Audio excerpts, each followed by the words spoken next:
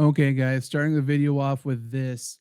Literally a minute and a half after we ended the stream, Aaron Jones was cut. We talk about it in the video. I was saying how people were talking about, oh, we get Josh Jacobs and Aaron Jones together in the backfield, but didn't really make sense. And because of the Aaron Jones contract, he certainly could get cut. Either he was going to be used as a threat against Aaron Jones. If he didn't play by the Packers rules anymore, then he would be released and he would save the Packers, over $10 million. And that is exactly what happened. So, Josh Jacobs, the new RB1 in Green Bay, is that an upgrade? I don't, he's not certainly not an upgrade from a healthy Aaron Jones, right? But is he more durable than Aaron Jones? Very possible. This also means now that AJ Dillon may not be gone. So we could see a backfield of Josh Jacobs and AJ Dillon. Not something I like, not something I want, not something anybody should want. I assume Packer fans right now are pretty upset that Aaron Jones is no longer a Green Bay Packer, no longer carrying the G, as some people like to say. Um, and it sucks. Aaron Jones, certainly a Packers legend. Aaron Jones is an absolute stud, and we shall see where Aaron Jones goes. I think all of Packers Nation would wish him the absolute best.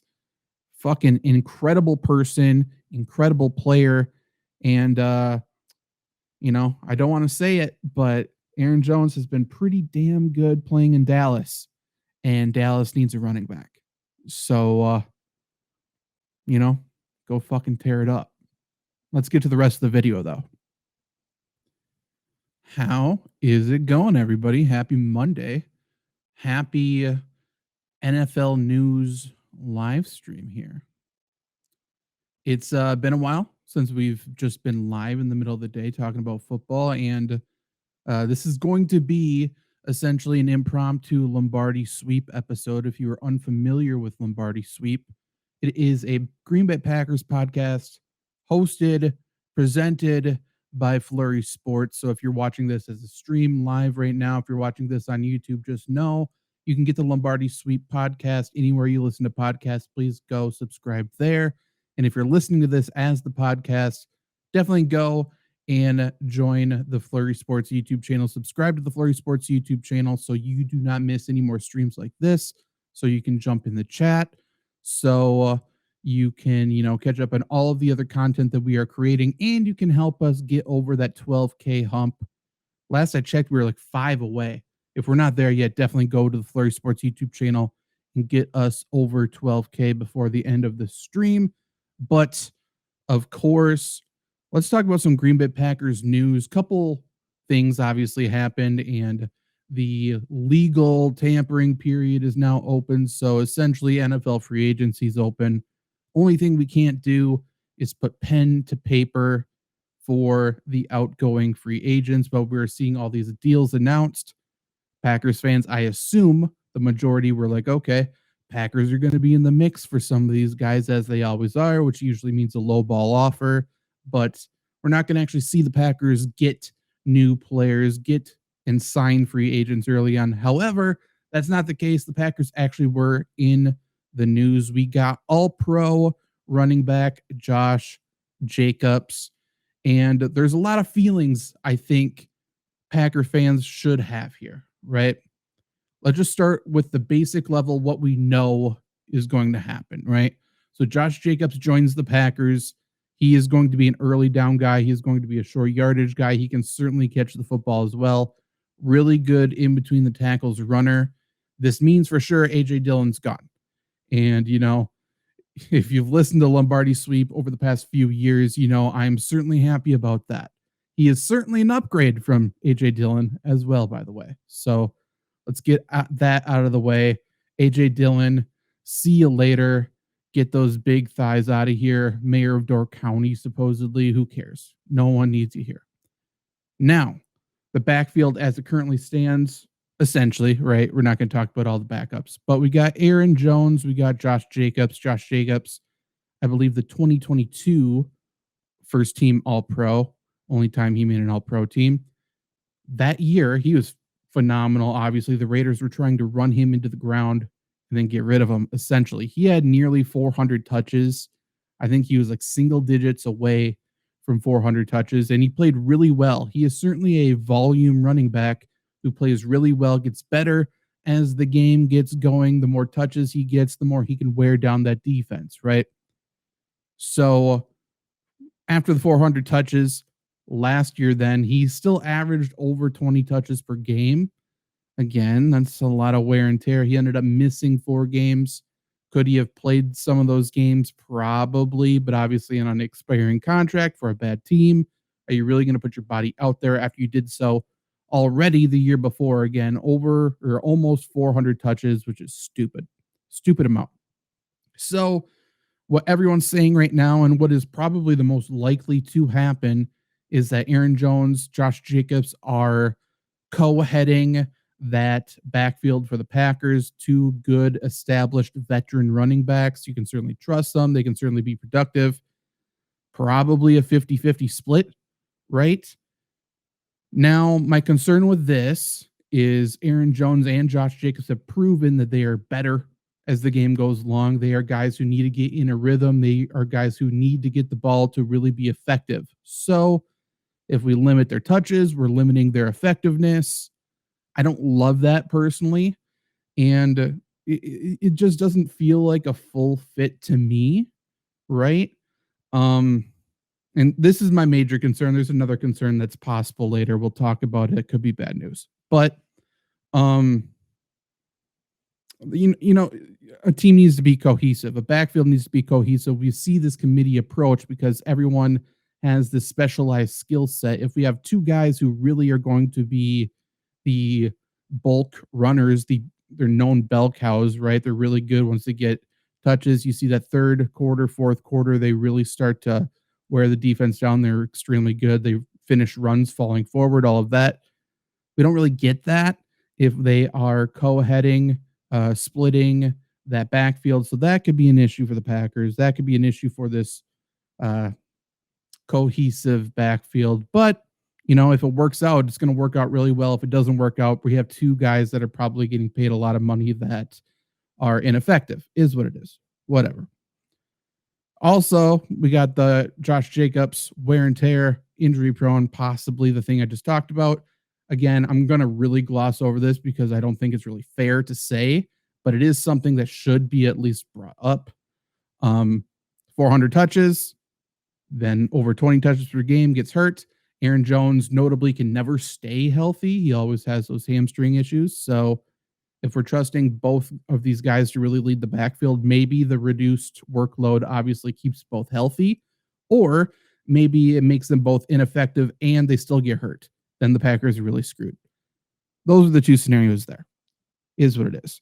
We'll use this next little topic to transition to the salary cap, but we came into this offseason with 2 running back questions, right? Will the Packers bring back A.J. Dillon? I was here crossing my fingers. They weren't. Looks like he's gone. Great. Then last offseason, we saw Aaron Jones take a pay cut to willingly stay with the Packers. This year, the Packers absolutely need to still address his contract. And before doing so, they signed Josh Jacobs. Looking at it right now, Aaron Jones has a $17.5 million cap hit this year. So this Josh Jacobs signing could be a threat to Aaron Jones and his representation. Like, hey, we have an all pro. If you want to be a Packer, if you really want to be a Packer for life, if you want to carry the G, right? If you want to stay on the team, you're going to take the pay cut. You're going to take what we want you to take. Little scummy. Packers organization has done that time and time again with veterans already. So to say that this isn't possible would be foolish. That's probably happening. The other thing is, if Aaron Jones still says, no, I took a pay cut for you already, why do I have to do it again?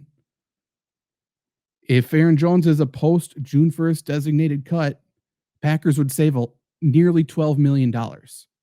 So Packer fans are super juiced, super excited that we got the Packers making moves for relevant players, and we got a backfield of Aaron Jones and Josh Jacobs. But this all could very quickly, come to a halt. smack into the cement wall, rain on Packer fans' parade if this Josh Jacobs signing isn't to pair him with Aaron Jones. It could be to replace Aaron Jones. How big of a kick in the nuts would it be if the Packers then go cut Aaron Jones, sign back A.J. Dillon, say fuck you to Zach Brunner in the Lombardi Sweep podcast? Have a nice day. Is that the most likely scenario? I don't think so. I think the most likely scenario is it's a threat, it's leverage to use against Aaron Jones so he takes less money. That's most likely what's happening. But it could be the replacement, and that would blow. That would be absolutely terrible. Aaron Jones, obviously, massive fan favorite. I can't imagine anybody would be super juiced about that being the case. Now, by the way, people watching, if you have any questions, any comments, how you feel about the move, how you feel about Aaron Jones, how you feel about the Packers, go ahead and put those in chat and I will read them off. If you're on Twitter, I think you have to click into the video to type. If you just reply to the tweet, I don't think it shows up. Now, let's just talk about the other two big moves that the Packers have made to free up salary cap, and then we'll answer questions if there are any. Otherwise, we'll just get out of here. We don't need to waste everybody's time today.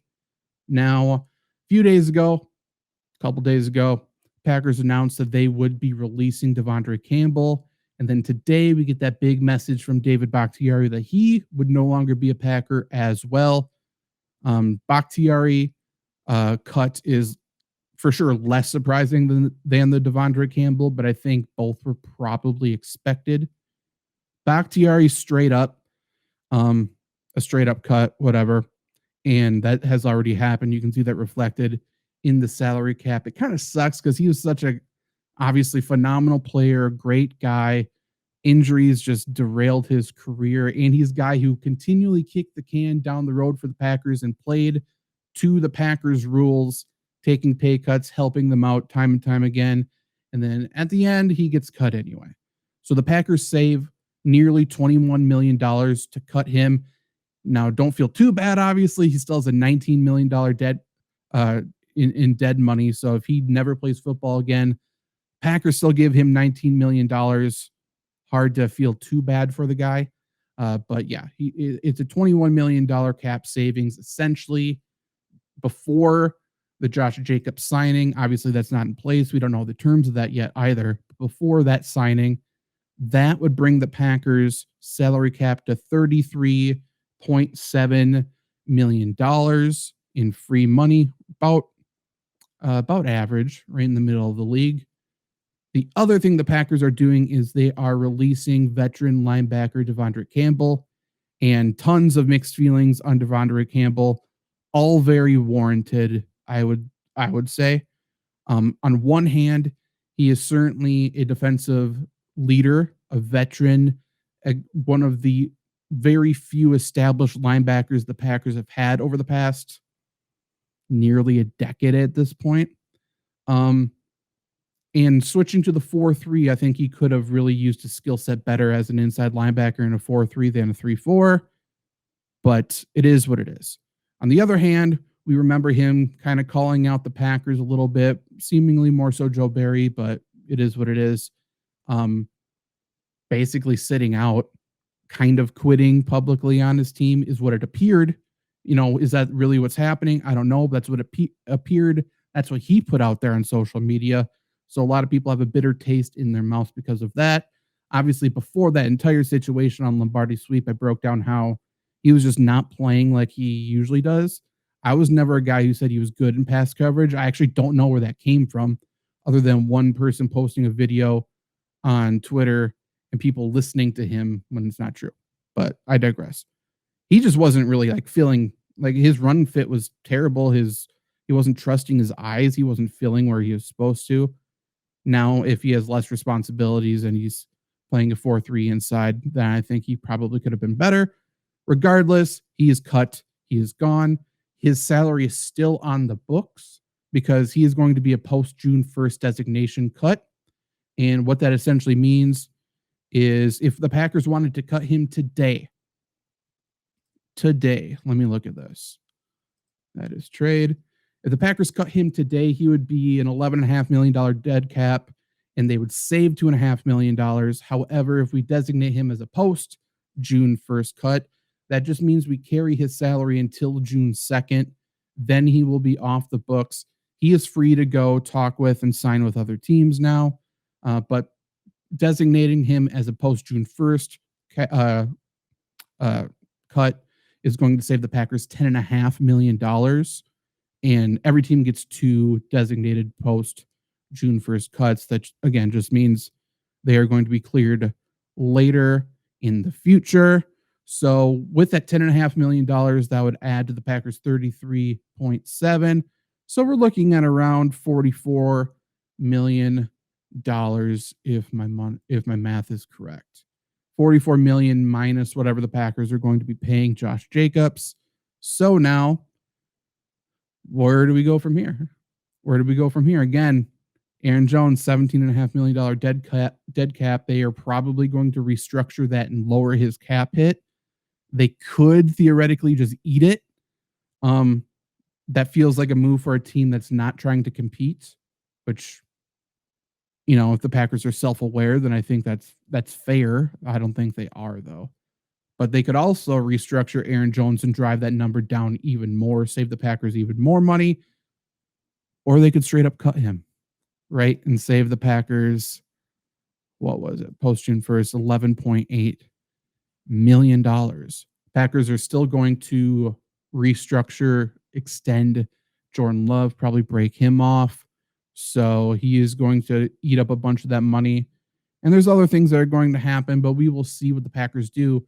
You would think they would look to that linebacker market with Devondre Campbell gone. We'll see how much money they're willing to spend there.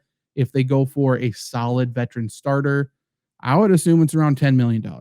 But they certainly have the room for that. Bring the chat back up. Luke says Calvin Ridley next. I mean, he would be terrible in Green Bay, but that would be something. Calvin Ridley's going to go get his money, and rightfully so. It sounded like he lost some of it betting, and he needs that parlay cash, as do I. Otherwise, if you guys have any other questions, any other comments, what do you guys think the Packers do? Maybe other free agency moves or what they do with Aaron Jones. I would love to know that as well. Again, I don't want to seem negative. I assume the Packers are using this as leverage to threaten to use against Aaron Jones and his rep. So he restructures his deal, is with the Packers longer, but has a lower cap hit for this year. I assume that's what happens. That's scenario one. Scenario two is the Packers just eat that full $17.5 million. He's on the books for this year, and then we'll see next year. They have the room to do so. So we'll see. Third is the Packers saved nearly $12 million to cut Aaron Jones. And this Josh Jacobs move was not to pair him with Aaron Jones, but to replace him. Boy, that would suck, but it does feel very Gutekunst to do something like that. But we shall see. We shall see. Go subscribe to Lombardi Sweep, by the way. Green Bay Packers podcast, Spotify, Apple Podcasts, Audible, Google Podcasts, wherever you listen. Go subscribe there. We probably will have another show later this week, Tuesday, Wednesday, something talking about other Packers free agency moves, assuming that will happen. Otherwise, talking about moves we want to see. And by the way, draft season's here. If you are just starting to look at draft prospects now, starting to watch film now, you are a couple months behind, I would say. But we'll be doing some mock drafts. We'll be doing stuff like that. Probably mock draft Monday will be coming back for the Packers as well. So again, subscribe to the Flurry Sports YouTube channel so you can watch along with us live. Randy in the chat, what's up, my man? Patriots straight Mac Jones for a 6th-round pick. Yeah, Mac Jones goes back home to Jacksonville, gets to back up Trevor Lawrence there for a 6th-round pick. Certainly interesting. Certainly interesting. I think Mac Jones has good football left in him, but he has a lot of maturing to do. And I think being there with Doug Peterson is certainly good. Doug Peterson, obviously notable backup to Brett Favre. Like, he can teach Mac Jones how to be a backup, how to be a professional. And I think that could be really good for him. It wouldn't surprise me, Mac Jones plays out his contract there, just kind of learns and grows, and then he gets another shot to compete for a starting gig and is fine. Um, he feels Matt Ryan esque. If you think that's good, then maybe he's a good player. If you think that's average, then you're probably right.